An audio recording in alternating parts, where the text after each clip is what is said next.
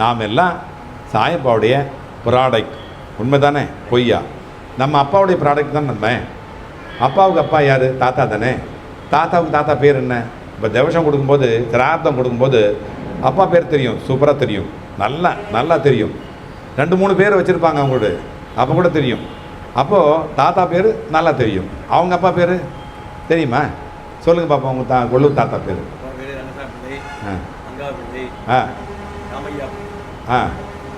நீங்கள் சில நேரத்தில் தப்பாக கூட சொல்லுவீங்க, தெரியும்.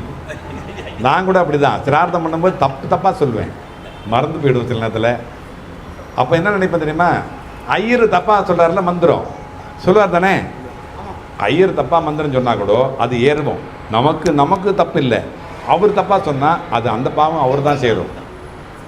சில நேரங்களில் நம்ம தாத்தா பேர் தப்பாக சொன்னால் கூட தாத்தா மன்னிச்சிடுவார்.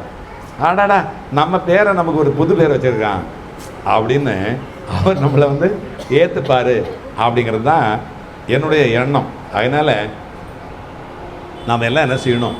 சரியான முறையில் வழிபாடுகளை பண்ணணும்.